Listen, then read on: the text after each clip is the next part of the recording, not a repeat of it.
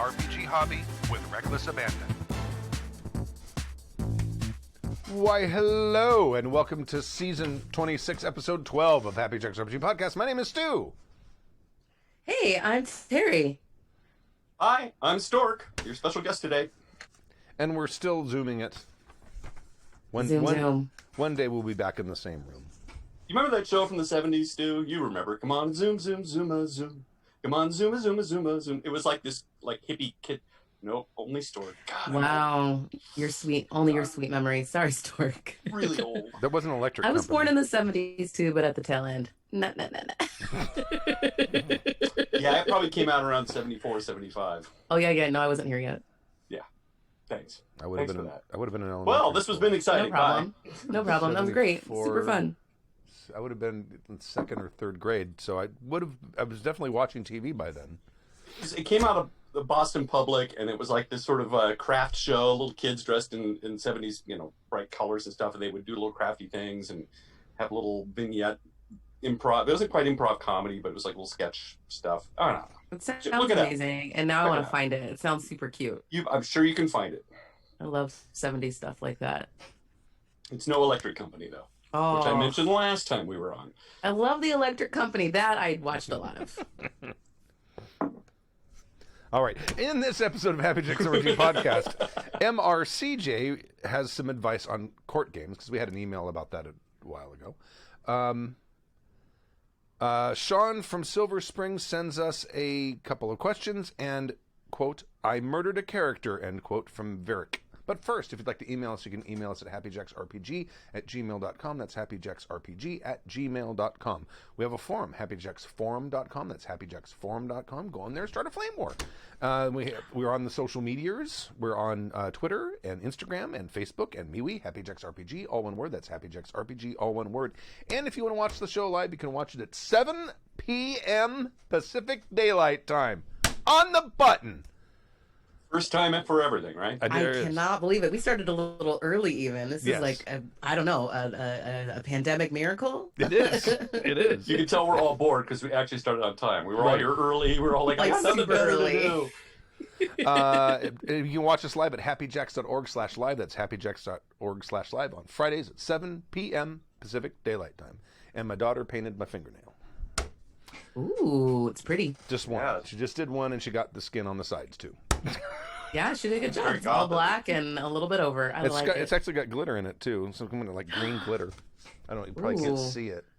Is it a No. Sharpie? Oh, or was yeah, it, yeah.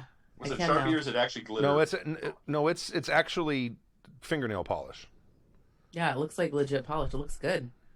I kind of want that color. I got like green. I've got green nails right now, but I wouldn't mind having black. It's very alpha of you there. I know, very wicked. Yeah. I would like to do like some Black Plague though. I think next, so maybe black will be the color. Everything's Black Plague. Themed. Black Death. The people listening to the stream are complaining about the sound, but everything looks like it's correct. Is it all of us, or is it just the other people? Is it me, or is it everyone, or not everyone? They will answer in a second. Let's go on to the first email, and then I'll figure out. Oh, now they're saying it's good. It just took a while to catch up. Yeah, it could be. It's warbly and staticky. That should not be. Let me check something real quick. I'm That's gonna not check fun. a couple connections just to make sure. Warbly and staticky. Wasn't that one of those two James Bond villains? Maybe. No, if there weren't, they should be for the next one. Yeah. I feel like that's the type of villain we're facing right now. If we do a pandemic James Bond, I can only imagine. And it could be Idris Elba this. Right? He got so close. Okay, well now I'm Pull getting from real life experience.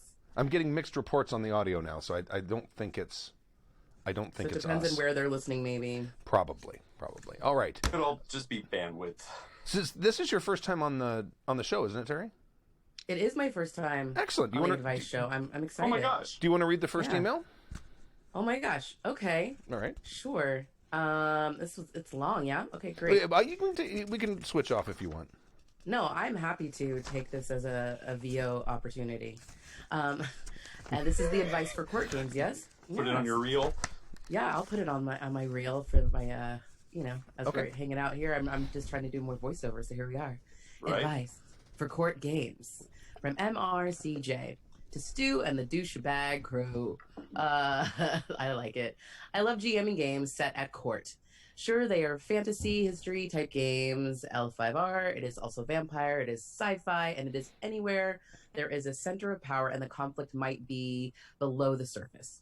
The scenario where maybe the violence that players typically default to may not work. 3 thoughts about GMing a game in a court setting. 1, wheels are turning. Hold on 1 second. Yep. I forgot to hit the recorder. Hold on 1 second. Oh no. It's okay though. We started early. Thank you for joining us for season 26, episode, what did I say, 12 of Happy Jack's RPG podcast. Now in progress. Thanks, Stu. There. This is Go ahead, Terry. Gamble guesting for the first time. I was reading some thoughts from our dear friend about RPGs set at court.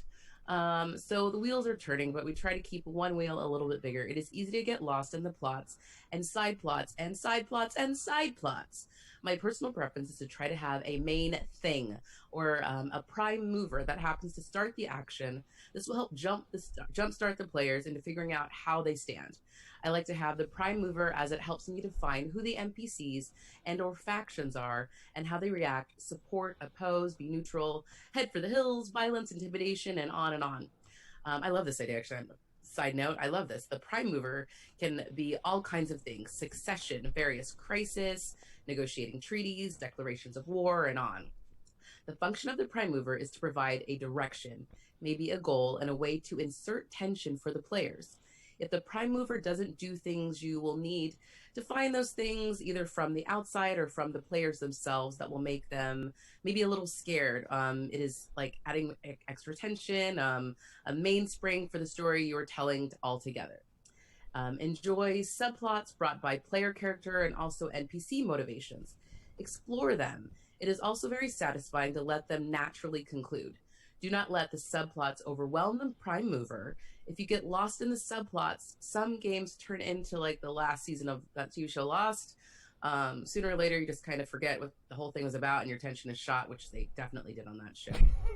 2, be patient. I tend to let these things conclude too quickly. If you can maintain tension about the prime mover or subplot, keep that issue unresolved as long as you can. Draw it out. If you find that tension about the prime mover is lacking, then ratchet it up or allow that plot eventually just to conclude. 3, what's on the calendar? It is easy to get lost in the scheming of plotting and subterfuge. It is a good idea to have a calendar of events. The world goes on. There are festivals, there are birthday parties, Christmas. I sometimes tie the prime mover to a date. Something is going to happen on this date, and the players have to stop it or start it or whatever before this time. Thanks for drinking, MRCJ. P.S. Okay, so I actually have 4 things about Courtly games. You can steal. I steal plot lines, characters, and settings from movies and shows all the time. Here are a list of great things that I've stolen from, blatantly ripped off, and used in Courtly game settings. These are great. I love this one, King Lear by William Shakespeare, and also ran the movie from 1985. I love the plot line of someone with supreme power. His ego is so large. He or she makes bad, life-changing and endgaming and endangering decisions. Othello. I love Bob Hoskins as Iago in the 1981 made-for-TV version. He is pretty fabulous in that. Kind of gleefully evil person. Oh, they seek him there, they seek him here. Those Frenchies seek them everywhere. That is the Scarlet Pimpernel is also great. Also the dozens of Zorro movies that are out there to maintain a place of court. At court, the players need to act one way with people in power, and then they act a whole nother way with this as they support people within the revolution. The Three Musketeers, great source. You got to be careful with that one because really the only good one is the one from the 70s with Michael York, and it had probably the best performance by Charlton Heston as Richelieu ever. He's great. Yes, agreed. I say that only because I saw with the Three and Four Musketeers just recently. It was on television, and it still holds up. Nice. I feel like now I need to rewatch that. We've got some time. The Manchurian Candidate from 1962. Someone at court is an assassin or enemy agent. Great film. Dr. Strangelove. We were just talking about Yeah, this great. short Yes, we before were. the stream The started. big board. Quoting the film. Great film, very quotable as well too, and also Failsafe, which uses the same source novel for both the screenplays. 7 Days in May from 1964, Wag the Dog. Mm-hmm. I, Claudius, more frightening in that it is kind of based on things that really happened, including episodes during the reign of Caligula. And of course, Blackadder, brilliant show, where I've stolen about a half dozen characters. So that is all of that. Excellent. Cheers to that. That's pretty great. Yeah, that's a good list, and it's a very well thought out article. I really like that. Mhm. I personally have a real hard time running courtly stuff. For some reason, I can't get wrapped up in the pomp and circumstance, and I have a hard time selling it. And I have a hard time building tension, and it's not that I don't understand them or appreciate them. I'm just not able to do it. I don't know why. I would be interested to try an L5R game that maybe starts, because in L5R and the setting Rokugan where it takes place, it gets super cold in the winter, so all of the courts happen in winter because no one can travel. So any emissaries you're going to send to another clan, you send them, at the end of fall before the snow starts. So and they're basically locked up until spring. Wow. And the court lasts throughout winter, which I think it is both good and bad because since it's so difficult to travel, it's dangerous to travel. So they're stuck there. So if it's not going very well, like if you're having trouble running your court game, you're going to have to kind of suspend reality a little bit to get out of it. Although you'd have I suppose you could start it. You didn't have to start it at the beginning of winter, but I would like to have a game that starts at a winter court, and then stuff happens. Whatever happens, and then it goes on to a regular travel-y game. That'd be kind of fun. Having played in a couple of your L5R games too, you're actually very good at the courtly stuff. I've always been amazed at how well you're able to cause some intrigue. You definitely have machinations going on behind the scenes, whether the players are part of it or not. Right. Because sometimes some of the NPCs say things or allude to things that clearly you've thought out or have going on, and we may or may not even be involved in it. But it's fascinating to watch you do that, because I'm like, how did he know to do that? You've obviously done your work, or maybe it's, from working in the corporate world so long, you just know how that stuff works. I've never had a corporate job, and I can only see that perhaps corporate world and court stuff is very similar. Oh, sure. They Absolutely. definitely are. The double speak, the sniping behind people's backs, the people vying for positions in power and saying one man. thing to yes. Mm-hmm. And maybe using that as a jumping off point, if you don't know how to run a courtly game, just go look at what it's like in your cubicle, or all the people vying for power, all the ineffectual middle management suck-ups trying to get promoted. Dude, I would watch like an Office Space RPG, I got a meeting with the Bobs on Saturday. Yes. Yeah, I'm gonna need you to come in. Yeah. Yeah. Maybe that's a great archetype to kind of for court intrigue, is just the corporate world. Yeah. I love that. That's a good way in if you're having trouble accessing it. I think that's actually sounds really, really plausible. There's a lot of, cutthroatness and all that kind of good stuff. I think there's a lot of things actually you can get in that. I think about like dance moms and those kind of things too, where it's just like there's any fight for power, I guess, you can kind of pull from those. There'd be some fun characters to throw in too. The court entertainers. Mm-hmm. Ed from Minnesota says that he ran his D&D group he had his D&D group travel to I think he means the Emerald Empire, which is the setting for L5R, and threw them into court politics. So they're absolutely loving it, along with the horror of the Shadowlands. That's a very interesting idea. Take people who aren't from, because are you familiar with L5R, Terry? I am not. I've never played it. Okay, Legend of the Five Rings, and basically, if you think of D&D and a lot of your typical fantasy games as being sort of like European-based fantasy, right? Like Tolkien, you know what I mean? Yeah.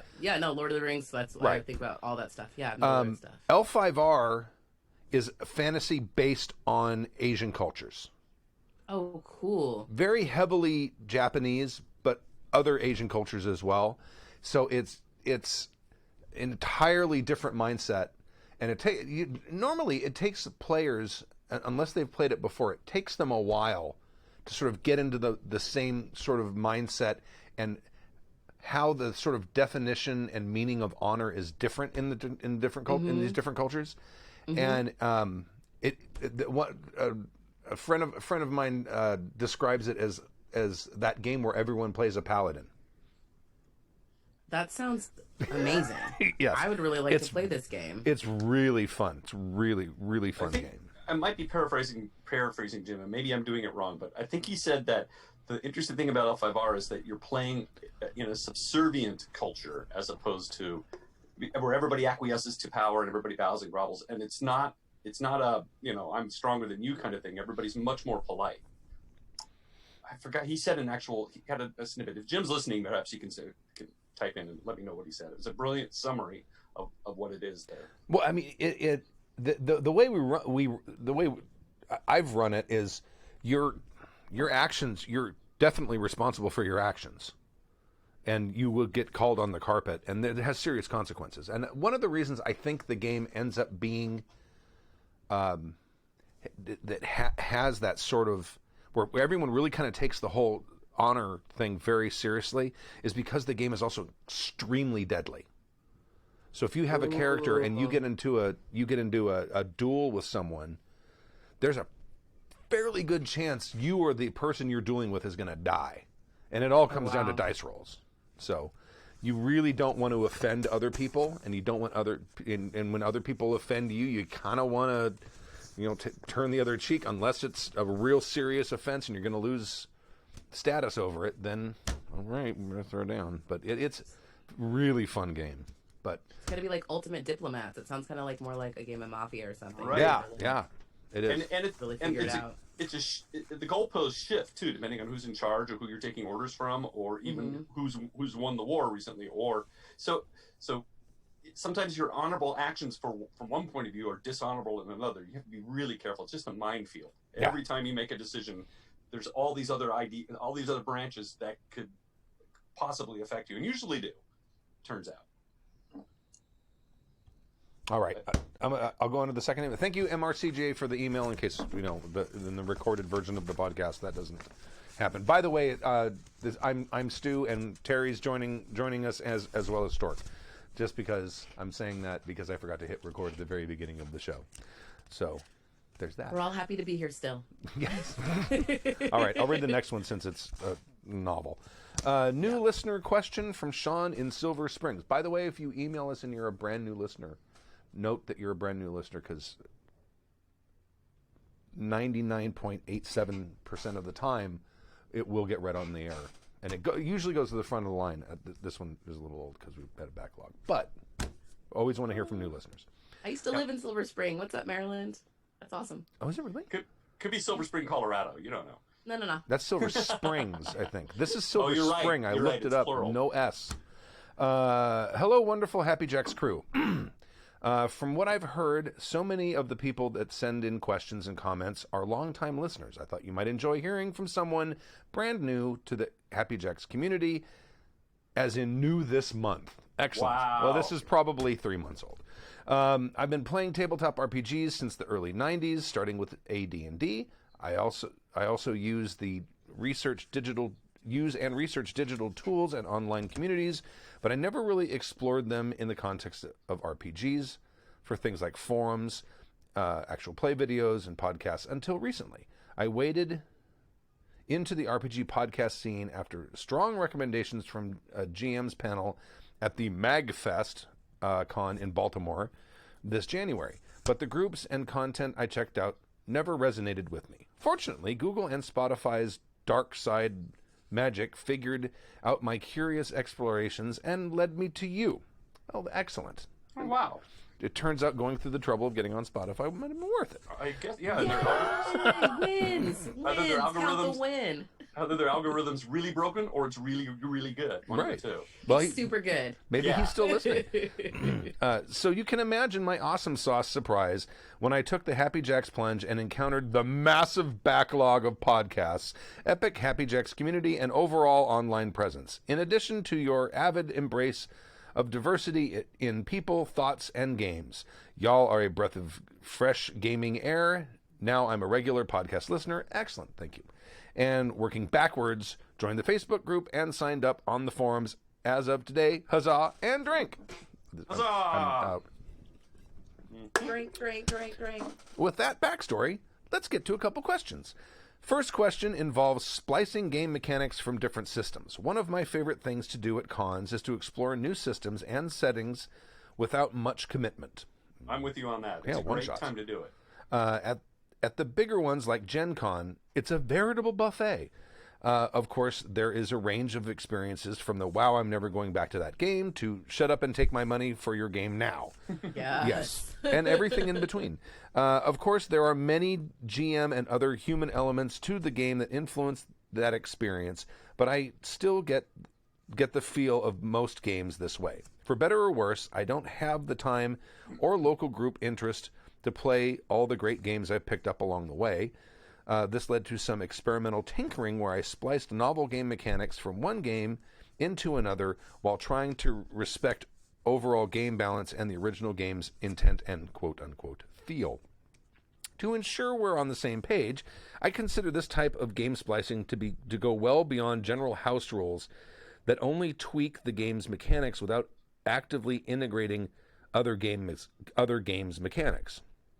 We see variations of splicing in some big games like D&D's 5e inspiration having roots from things like Savage Worlds Bennies or Fate's Fate Points, but here I'm looking at stuff that is not yet officially incorporated.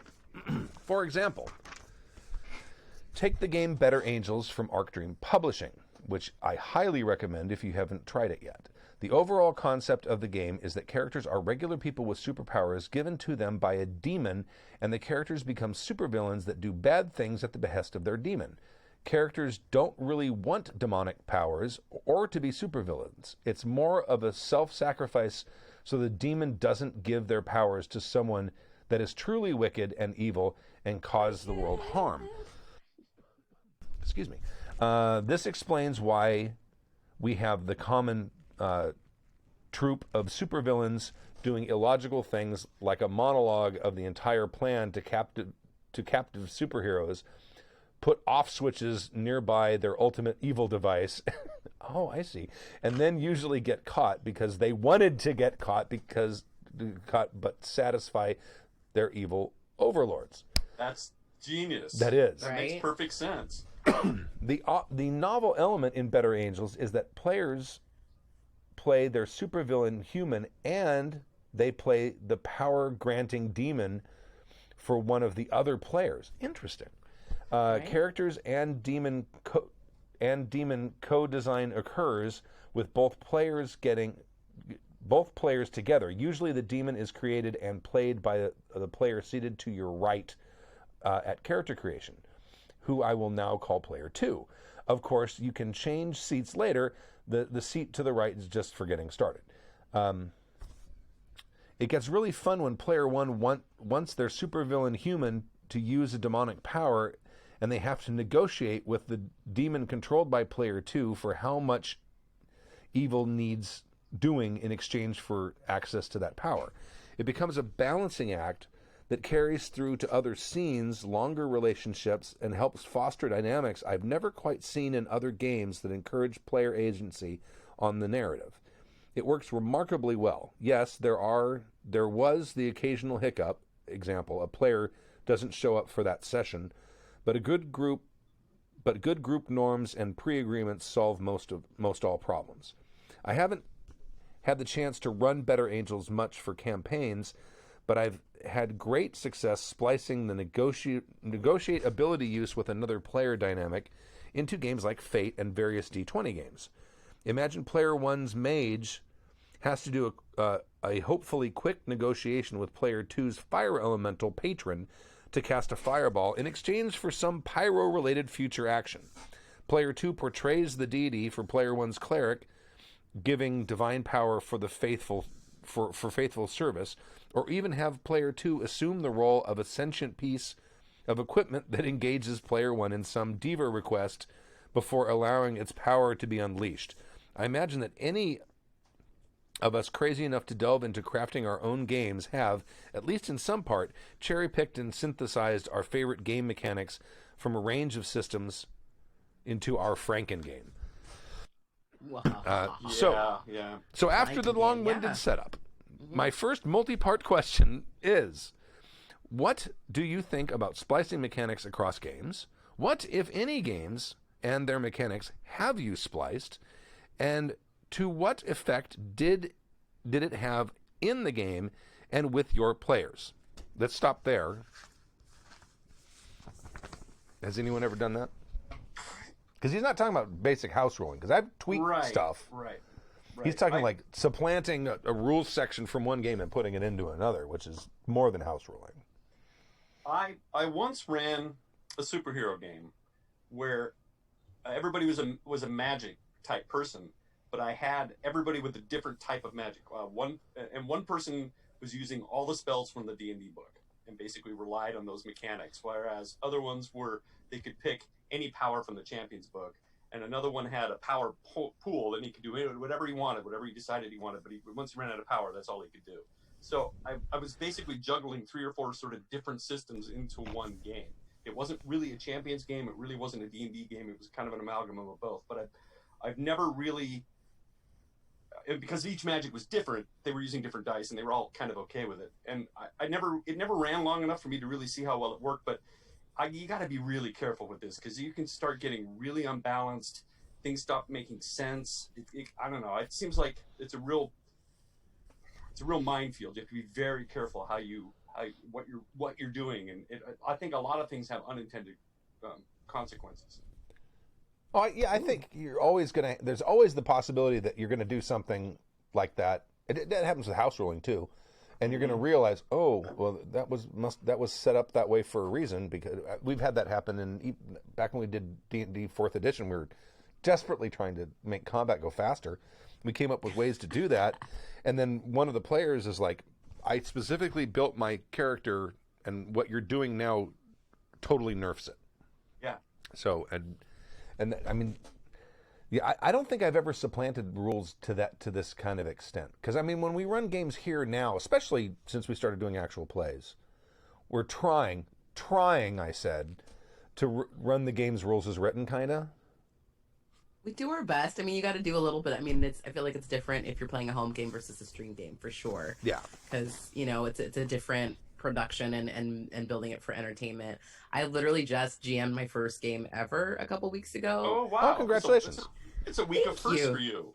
I know. This quarantine time has afforded me time to play more games and run things too, which is really cool. I'm happy in my gaming world right now. I love it. So I GM'd. It was like we did a one shot for some people. We've been running D&D, but we did a PBTA that night, and it's kind of a homebrew, completely. Mostly just so we had a little bit of mechanics to get through a story basically in the night. Mm-hmm. I think it depends on your intent for the game, is what I'm kind of getting to it. Of what your goal is with your group. I mean, if they're really just wanting to just have fun and build some story together, I feel like you can kind of make up stuff as you go along and push some stuff together. But if, like, I think what Stork was saying is, if you're doing something that's going to be a longer campaign, I think it can get really hard to maintain a proper balance of, like, maybe somebody builds something too strong or not strong enough, and it doesn't jive well with what you've already got, going in the world and as you're moving forward. And if you don't have a proper way to, level up properly with them, you might have to keep tweaking. So it's like you've got an old car that you're trying to, like, put new parts in, and then maybe this old car doesn't need a computer in it yet. I don't know. Right. And it gets more difficult along the way. Yeah, I think I mean, what he's describing about plugging into a game, I think you could plug that into almost any game without any consequences. I mean, you are in some ways kind of nerfing, or you're adding a hurdle for spellcasters if it's that kind of thing that you're using this negotiation for. Right. But I mean, can you imagine if, like, I don't like the way this game does damage, I'm going to take the damage from this game over here. That kind of integration could be a mess. Well, was going to ask you, Stu, because you actually are creating a game or have created a game, and you've been spending an enormous amount of time working out balance, damage types, damage stuff, and all of this stuff.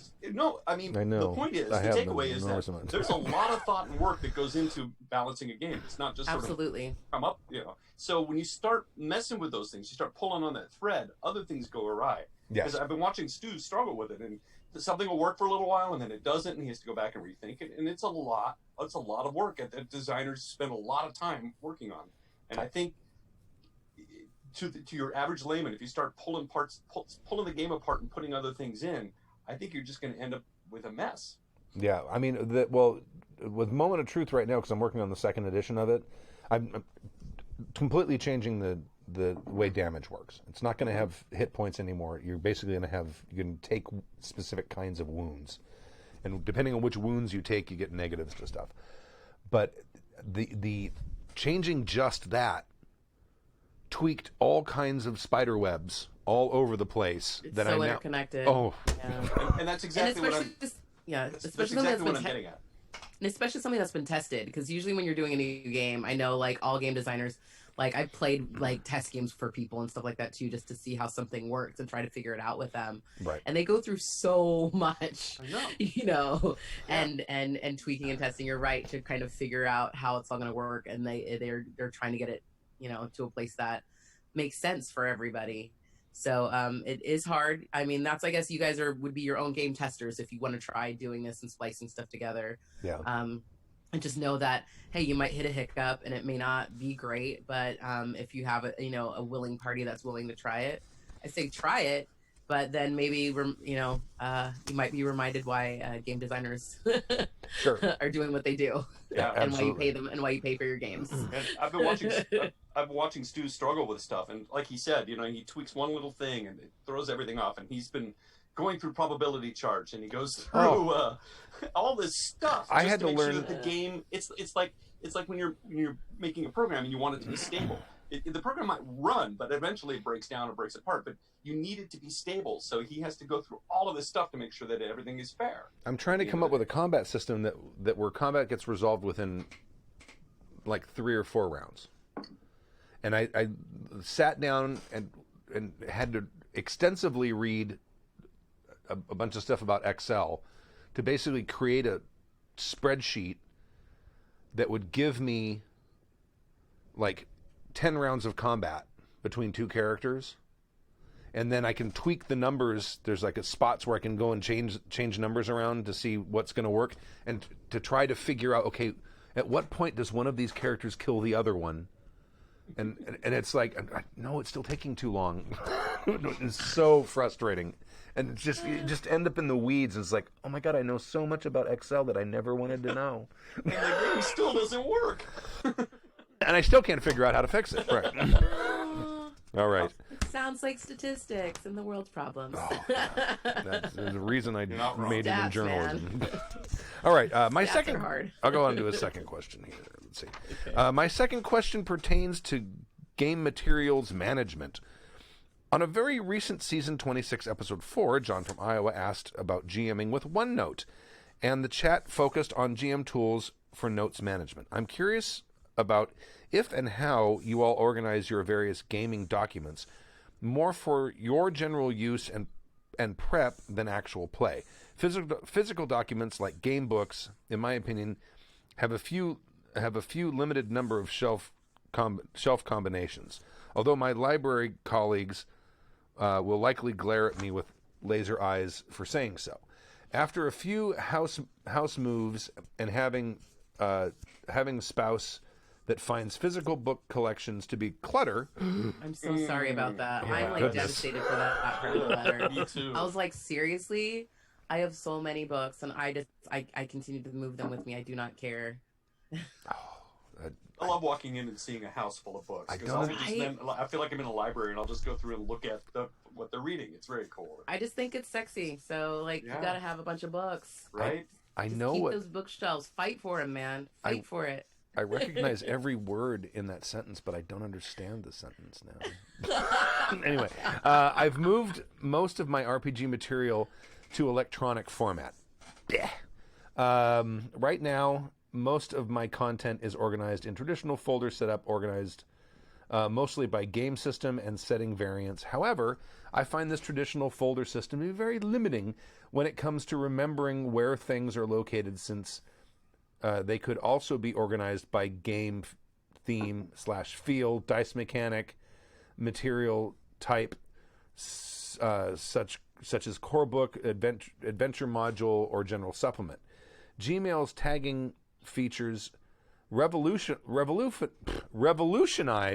how I use email to make and made me far more productive. And I anxiously await the day they offer tags for Google Drive folders. They don't have that. I guess they don't. Yeah, sometimes you actually have to search the Google Drive for stuff. I've had to do that on numerous occasions, especially. Yeah, I hate it. Unless you like figure out what kind of folders you want to put them in, and like, that's another. And then you got to remember what you're searching for. Yeah. Yep. Until that. Actually, and that would be my perfect solution for my gaming conundrum. Until then, I'm left searching for a way to manage my nearly 70 gigabytes of stuff that spans more than 100 systems with over 6,500 files buried across 500 folders. It was more than that, but a painful lesson in hard drive failure had me relocate to the cloud. Quick hat nod to Drive-Thru RPG for being able to re-download purchases. Oh, absolutely. My second multi-part question: how do you manage your electronic RPG files, and do you use any particular software or services? What solutions and tricks do you use to help navigate your collection? Thanks for being awesome, Sean in Silver Spring, just outside Washington, D.C. That's right. P.S. If you made it this far, drink. P.S. Surprise lightning third question: virtual tabletops as gaming tools for groups that meet in person and or partially online, good, bad, or ugly, and why? And if you use virtual tabletops, which of the platforms do you prefer and why? Okay, back to how do you guys organize your PDFs? I don't have anything on the computer. Mine are all in like plastic and by game, and I have them all in a notebook, like notebooks. I have a couple answers. I have a bunch of gaming things on my computer under RPG games. Each one has its own folder, and whenever I'm actively playing a game, like say for example Vampire right now, Stu, I'll copy and place it on my desktop, and then I'll go through and I'll make a separate folder for Glittering Night, and I'll drag and drop stuff that I use for your game into that one folder. And then I have that I can access at any time I want. But again, I'm only playing, so the stuff that I need isn't all there. But if I am, like for the Freak Show stuff, I'll make a separate folder and I'll start adding things into that folder for that game, and eventually compile the source material that I need. As a player, I have found that these things here. Let the record show he's holding up a folder. I'm holding up a folder. These things are really, really interesting because you can not only do they have multiple sides, but you can fold up and down. Yeah, let me describe it. That's it's basically like legal. It's a file folder that has like an extra page or two in the middle of it, and then it has those little flippy tab things at the top. You have the two hole punch at the top, like super big Brads. Right. Exactly. I found it really game changing for me because you can just keep everything all in one place. You can have different sections for rules, a character portrait, cheat stuff, a whole section for notes. So instead of having random sheets that you're shuffling through, you can keep it all together in one place, and then you just have one thing that you move with you from game to game, or from go home and come back.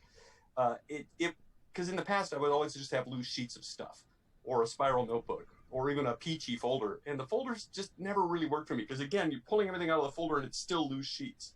Peachy folders, wow. I have a folder, but I have a clipboard, so when I'm playing the game, I put everything on the clipboard. Oh, there you go. So I have my my little plastics. You gotta try these; they'll change your life. They're great.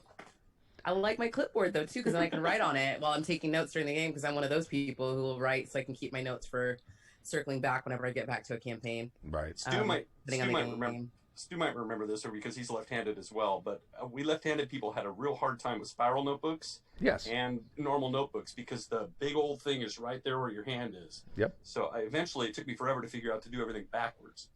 write. Well, that's why it's not a notebook. That's why I pull stuff out of there. Just each game gets its own little plastic. There you go. And then I have Oh, there you go. a clipboard. Mhm. Right or left-handed people could use a clipboard, right? Yes.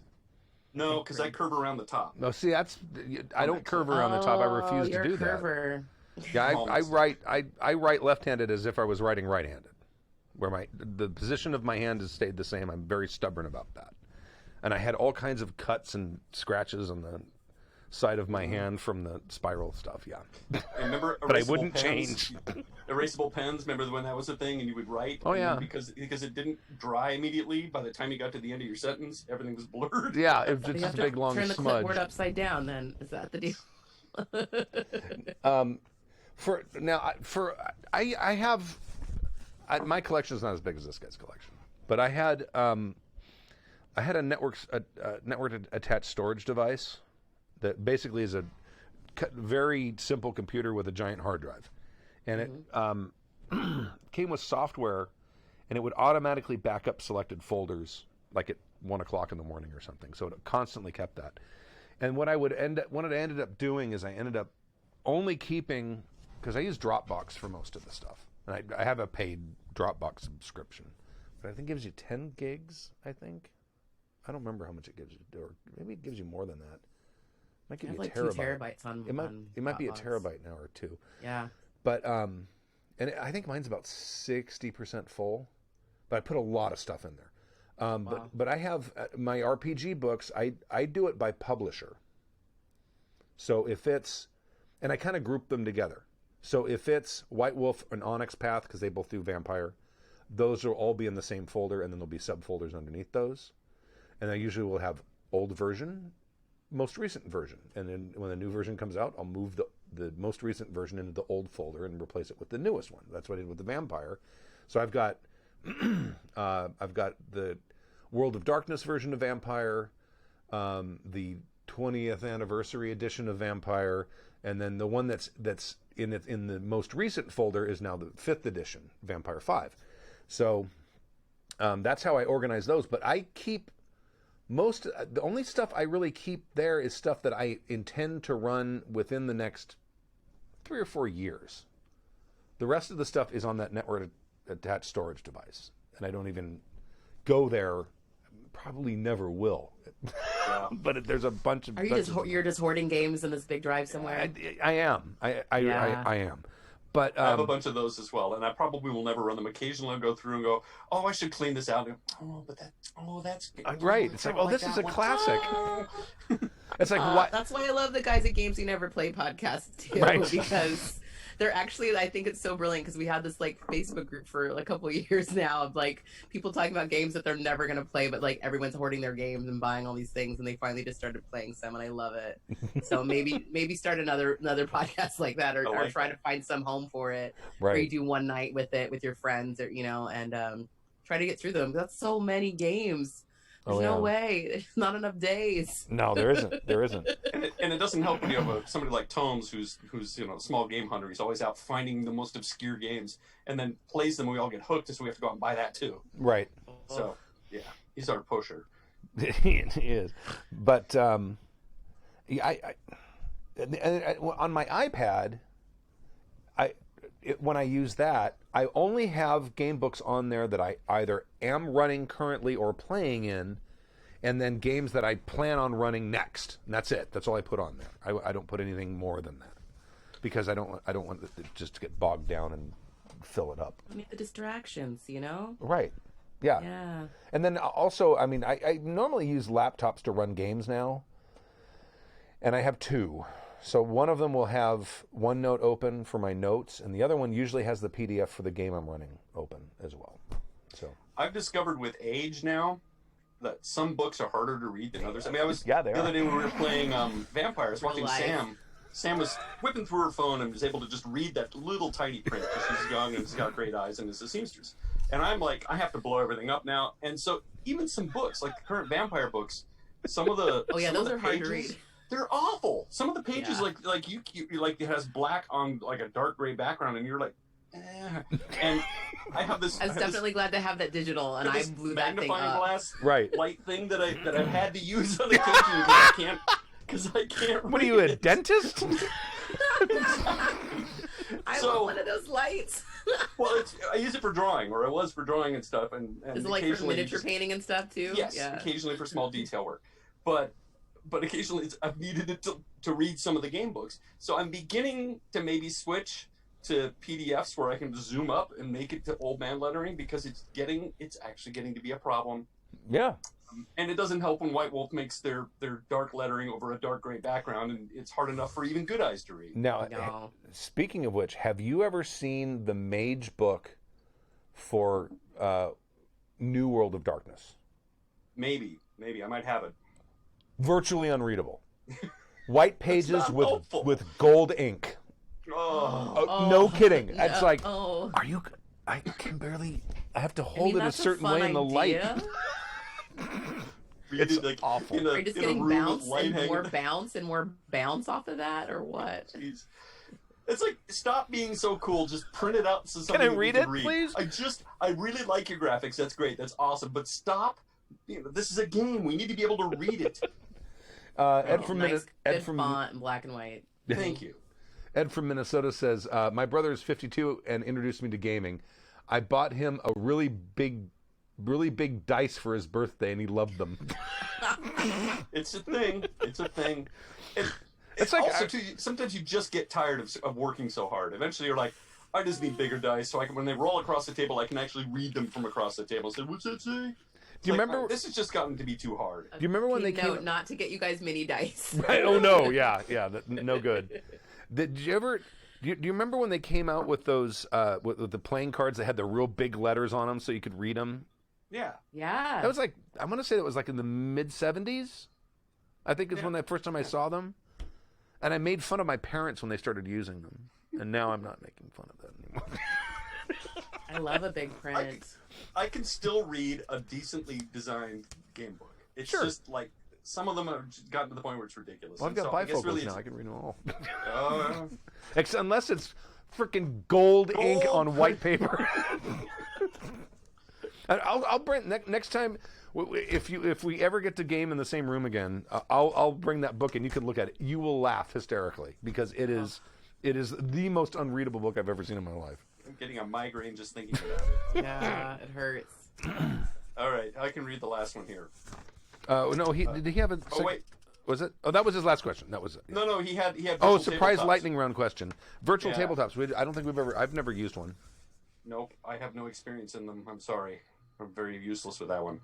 I also do not, but I know like a crap ton of people are playing them right now. So since Right. this question has been asked, I think this is something that I think you can probably put out into the universe if you're, looks like you're on the internet, obviously on Twitter and whatnot. I'm sure a ton of people can give you feedback right now. You're probably already playing some if you're trying to meet up with your friends and keep a regular game. Right. I think it's a super nice option, at least. A lot of us have been meeting over, obviously, Zoom here. People are still playing this way, too. It's been fun. Obviously, sometimes there's some weird technical glitches and difficulty. That's the only thing that sucks about it, I think, and making sure gotta have a strong internet connection wherever you're at. Bandwidth is always an issue. Bandwidth does And get spend eaten the up. extra $20 or $30 and buy a decent camera. Yep, decent camera, nice microphone. It helps. Yeah, don't use your little laptop thing. Oh, I got one on my laptop. It'll be fine. No, just go buy an extra camera and spend the extra $30 on it. It makes a huge difference. But I suspect we've had emails about people talking about this before, and from what I've been able to grok is that about 5 years ago there were a bunch of different sort of virtual tabletops in development stuff, and it's sort of shaken out into about 2 or 3 left. You've got Roll20 Right. now, Mm-hmm. and Well, a couple of them D&D kind of is. Aren't they working on their own? Are they Yeah. still doing that? Because they were doing that, and then they kind of decided not to, and the company that was helping them develop kind of went off on their own. right.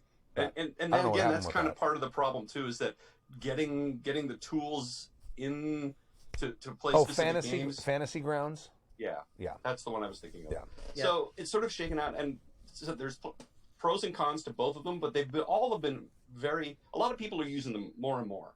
And so back 6 years ago when they were starting, they were all kind of new and kind of wonky, and they're getting much more streamlined and much more intuitive and much better. And so I think at some point you just bite the bullet and buy one of them, and it will be good enough. You know? And I think they're going to be good through this. They're just going to get better as this time is happening right now too, where so many people are using them. I think this is going to be a great time for them to continue to develop. And I'm sure some new stuff's going to come out of this as well, which I'm excited about. And I just like that there's an opportunity for more accessibility for your friends that move away, that you want to continue a game.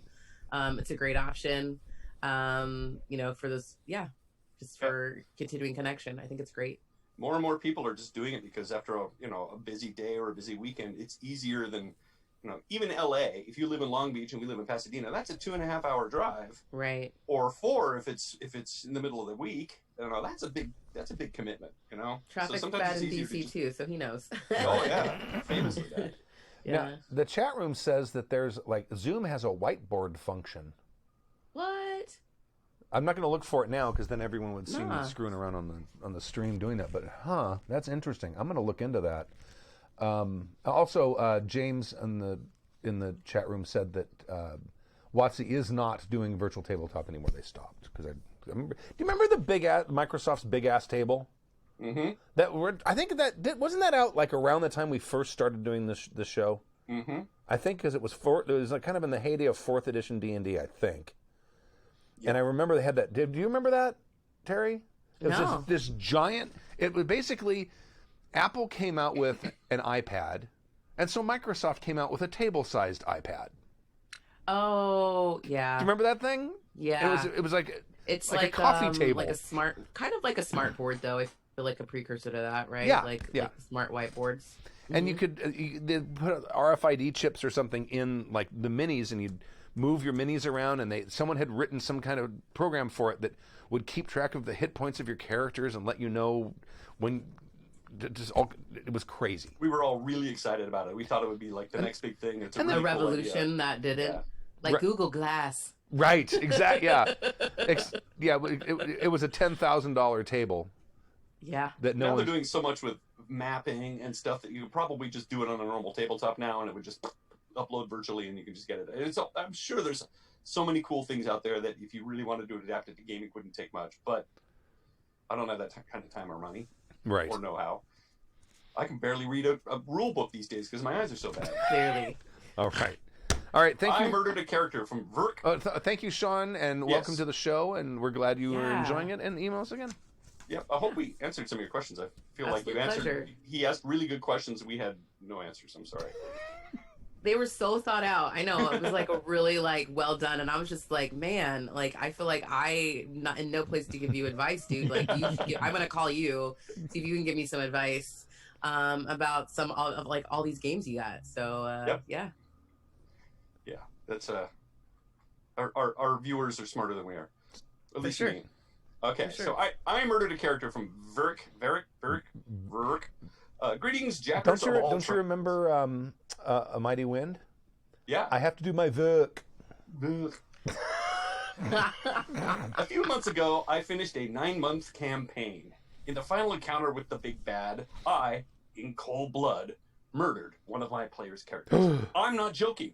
I could have easily made the boss attack another character. I could have fudged the roll to have it miss. I could have done a million things to let this character live. Instead, I killed her. Let me explain. I killed her. All of them. The women, the children. That poor guy is a fantastic actor, and don't get me started. The poor guy, it ruined his career. I'm sure there was a good performance on the cutting room floor somewhere. I know Natalie Portman can act. Right, yeah. I know she has an Oscar, but if that was the only film you'd ever seen her in, you wouldn't. Over the last 9 months, don't get me started. Over the last 9 months, I had been running for the same group for at least twice a week, sometimes more. We were playing D&D 5, and for the first 2 months, I helped people with their characters and skills. After that, I just left it up to them to learn their skills and level themselves up. Side note, this is our 4th 5e campaign. It wasn't like this was their first rodeo. Okay, yeah, all right. Fast forward 7 months, this player had not used any of her abilities since I stopped reminding her. Not one. No sneak attack, not damage reduction, not even non-combat abilities like disguise and such. Over these 7 months, I was torn. Do I continue to help her? Do I continue to tell her how to play? But where do I draw the line? she would constantly talk about how she didn't like PBA games because she didn't understand the rules. But she totally had D&D down and loved it. When I remind her that she had advantage in something, she would say, I know that. So I decided to just let her play out. She is my real life friend, and if that is how she wanted to play, so be it. As we started to get higher in level, it was harder and harder to balance combat. However, since she was doing 1/3 of the damage she should be doing, on top of that, without the damage reduction abilities she had, but didn't use, if she got hit, she would go down. So I pulled punches. I had monsters stop attacking her once she went down. I suggested over and over, maybe read her character sheet. All to no avail. So, in the last game, I held nothing back. And when she fell unconscious from an attack, I had the big bad just keep attacking her. 3 attacks later, she was super dead. Not just dead. Yeah, you're super dead. Super dead. She had all the opportunities. She had every option. She was dead. And she had it coming. And yet, I felt bad. Why the heck did I feel bad?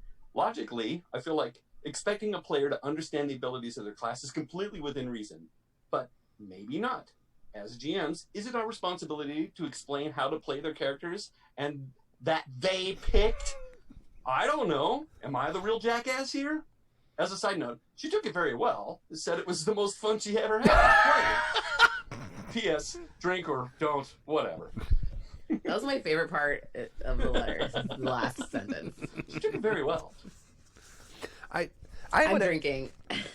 I have questions. Yeah. Now, I'm assuming she's playing a rogue or something because she's got a sneak. Sounded like a bard with maybe the disguise. Oh, maybe. Does she? Is this the first time she played that class? That would be the first thing. That happens. Yeah. Usually Right. for playing like a new class, like I'm always like I played orcs for like forever for my first time playing, and like I just would always be like I'm gonna bash and Hulk smash, and then like I started playing like tieflings and other things and rogues and other types of characters, and I was like, oh, I have no idea what my true powers are, and I will constantly ask, but I don't mind asking my DM or just being like, can I consult the oracles of the books, and figure out what I need to do and build it. And bards, if it was a bard that she was playing, are very complicated. Mm-hmm. They can do everything, but they can't really do anything. They're Right. They're even more general than rangers. They can just and their abilities are weird. So you really have to know what those powers are, and then you have to be very good at sort of can I use this skill here kind of thing. You have to know what you have. And if you're just used to playing a fighter, or if you're used to playing even a wizard, which is sort of, I can blow shit up, and then when I'm out of power, I can't blow shit up anymore. Yeah, that's pretty simple. But with a bard, there's all of this fiddly little stuff, and depending on what branches you take, it can get even worse. And rogues are also kind of tricky. They've also got all these little subsects and these little fingers, and you have to be very cognizant of what you do. Otherwise, you're wearing tissue paper armor to start with as a rogue, and then you just if you get too much damage, the big bad's after you, you're doomed. So yes, I think depending on the class you play, you have to be very, very cognizant. Sorry, Stu, I steamrolled all over you. What were you going to say? Everyone's saying, but it's 7 months. It's been 7 months. And in the chat room, they're like, 7 months. You guys are hilarious. I don't think it matters. I think sometimes you just don't want to do the homework. I'm often that player. I'll admit it. There's a lot of players like that. I feel like this was written about me. I was like, I feel attacked. You're feeling I'm attacked. listening to this, like Abria knows, like she's DM'd me a bunch for D&D now, and like I'm always like, sorry, how many dice am I supposed to roll again? Oh, I have a bonus. Oh, I have 3 attacks now because we're at level like 11 now, and I was like, I've usually never, my home games usually end at like 4, Right. or something happens where we don't get this high up. So like there's a bunch of stuff that I don't know about the character. So 7 months, how many levels are they up? How far have they gone? If you're getting further than like, I feel like there is a certain like, even if you look at metrics, I think there was some chart I saw of like actually how far most people get with their D&D characters. Right. It's like level 4 or 5. And after that, it kind of falls off. Either your home game falls off or some shit happens and something terrible happens. So a lot of people, if you're getting up, if you were like a really high level, maybe she really just didn't know. And also she was like, I don't want to do this much homework. Having a good time with my friends. Right. Great, I'm dead. Hilarious. I get it. Like I would probably be that person, and I'd probably be that player. I get it. There is she another had thing. fun. There's another thing that may be happening, and I've had this happen in games, even to myself, where depending on how much festivities you're having at the table, Oh, yeah. you can sometimes just not be that sharp. Right. You know what I mean? I don't know what you're talking about. Hold on, I'm gonna get some more. Wait a minute. What class am I playing again? Yeah. You can get easily confused. That's that's like the I bachelor played party some of those games. where they played the bachelor party that some of our friends had where they played 20th level characters or 25th level characters in 4th edition D&D.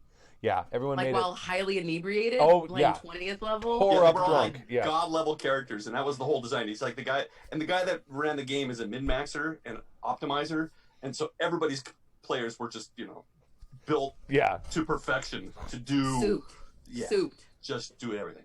But I don't know. The attacking the character once they're down, that's rough to me.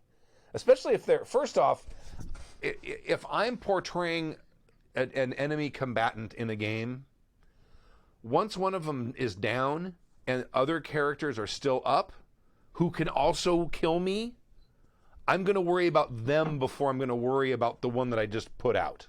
You see what I'm saying? So there's a level of vindictiveness and GM metagaming into teaching someone a lesson that I'm not really that comfortable with. That to me is, it seems vindictive. I'm not saying that you were being vindictive, but it seems vindictive to me. And don't be passive aggressive. Like, I've had a DM be like, dude, do you know your things? And like, just really ask them instead of saying check your character sheet. You'd be like, seriously, like you could have done so much more damage. Why aren't you? Or do you not realize that you could do more? Because I didn't see that in the letter either. So I would just maybe like be honest with your friends. Right. Especially if you're like really good friends. Like that's an opportunity to be like, hey, we're real life friends. I would love to help you. Can we talk about this? I think you could be even more effective with your game. Let's do that for the next round. It'll be awesome. And having played non-optimized characters before, because I like to, especially lower levels, I'd like to grow into a character so that they can become more powerful and later on, whatever. I just sort of like that arc, especially with 4E, because otherwise there's nothing to do. Your characters, you optimize all the time. But 4E is also built around everybody having optimized characters, because if somebody isn't very efficient or very good, it can make the whole party suffer. So I can see sometimes if you don't know your character, the other players are going to get pissed at you. Oh, sure, yeah. Not the occasional mistake, but consistently. Yeah, like they did to you. Yeah. Now the thing, the chat room was saying, no, but she said she was having a good time. Yeah, she said she was having a good time. That's fine. But the guy who wrote in says he did it, she had it coming, and he felt bad afterwards. That's your conscience talking to you. Yeah. That means you probably should have checked in with her. That's, you know what I mean? Right. Like, that's what it sounds like. Because if you feel bad about it, that means, like, you pushed something that you felt, like, guilty about. Yeah. So instead of pushing, next time be like, hey, instead of, like, check your character sheet, like I said, actually have a conversation maybe about it. Well, he did say, here, I'm rereading in places, he goes, he would point something out, he goes, I know that. So he decided to just let it play out. Right. And the honesty is like, hey, I feel like maybe you felt like I was maybe pushing you, and I don't want to feel like I'm pushing your character, but questions. And maybe some more questions. I don't know. I like honesty. Yeah, but it's a tricky thing, too. At some point, I think he made the right decision, which is he stopped holding their hands, all of them, unilaterally, and just said, you guys are on your own. Oh, I'm down with that. That's fine. I'm talking about the going and it's like, okay, kill this character. I'm going to make sure this character's dead. Right. Yeah. that just rubs me the wrong way. Again, it could be circumstantial depending on what she did. And it's metagaming. On the GM's point of view, it is metagaming. Yeah. I mean, we don't have all of the details, but assuming that the other characters were still up and a threat, going in and like, I'm going to keep in 3 turns stabbing this character to make sure that they're dead. You're right. It did say 3 turns. Right. 3 attacks. 3 attacks later. Right. She was super dead. Yeah. So I don't know. But it sounds like there's no hard feelings. So. No, and that's fine. Yeah. Sounds like you guys are still friends, and that's good too. Like, honestly, it's about having a good time, like, at the end of the day. Yeah. So if she had a good time, and she doesn't want to, maybe, like I said, she's the kid who doesn't want to do the homework, then good for her. She's still having a good time. Yeah. Then she should Yeah. really be playing PBTA. She really should. That's what it sounds like. Yeah. She doesn't understand it, but she's already been playing it. Right. Because, I mean, your homework with PBTA is reading, what, a couple pages of whatever your booklet. playbook is? Yeah. And then whatever you want to do, you can do. And you're it's like, staring you at tell it me the how whole you game do it. anyway. Yeah. So. Yeah, you are. Yep. All right. I'm going to go ahead and call this. Where's my song? Yeah! Thank you for joining us for season 26, episode 12 of Happy Jack's RPG Podcast. My name is Stu. I'm Terry. I'm Stork. And we'll Stork. we'll see you next Friday.